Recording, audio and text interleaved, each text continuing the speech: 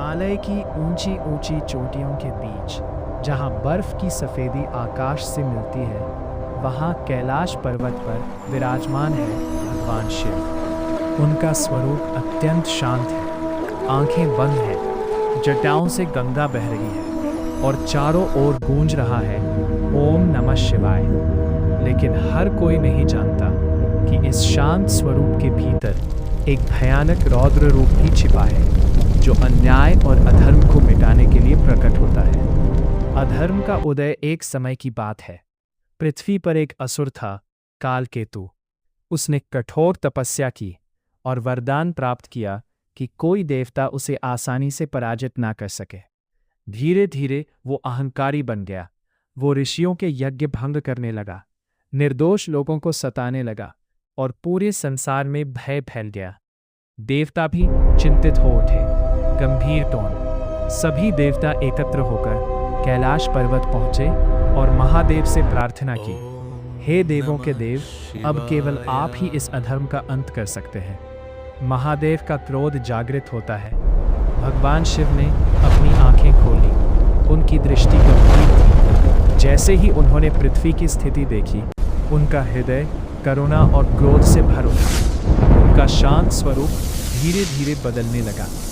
आंखें लाल हो गईं, जटाएं आकाश में लहराने लगीं, गले का सर्प फुफकारने लगा और तभी प्रकट हुआ महादेव का रौद्र रूप, जिसे देखकर देवता भी कांप उठे। रौद्र तांडव। महादेव ने त्रिशूल उठाया और पृथ्वी की ओर बढ़े। जैसे ही उनके कदम पड़े, धरती कांप उठी। उन्होंने तांडव करना शुरू किया, एक ऐसा नृत्य जिसमें पूरी सृष्टि का कंपन समा गया। हर कदम पर बिजली चमकी, हर ध्वनि से पर्वत हिले, हर झंकार से असुरों के दिल कांप उठे। एक कालकेतु का अंत। कालकेतु ने महादेव को देखा और हंसते हुए कहा, कोई मुझे नहीं हरा सकता।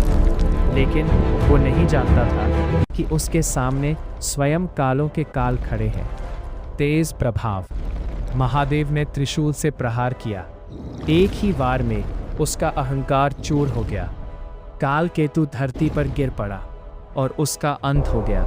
शांति की वापस। जैसे ही अधर्म समाप्त हुआ, महादेव का क्रोध शांत होने लगा। उनका रौद्र रूप धीरे धीरे फिर से शांत स्वरूप में बदल गया। देवताओं और ऋषियों ने हाथ जोड़कर धन्यवाद किया, हे महादेव, आपने संसार को बचा लिया। भगवान शिव मुस्कुराए और बोले, जब जब अधर्म बढ़ेगा, मैं किसी न किसी रूप में प्रकट होकर उसका अंत करूंगा। एक कथा का संदेश। इस कथा से हमें यह सीख मिलती है, महादेव जितने शांत हैं, उतने ही रौद्र भी हैं। वे भक्तों के लिए दयालु हैं, लेकिन अधर्म के लिए विनाशकारी। और सच्ची भक्ति हमेशा विजय दिलाती है। अंतिम संदेश।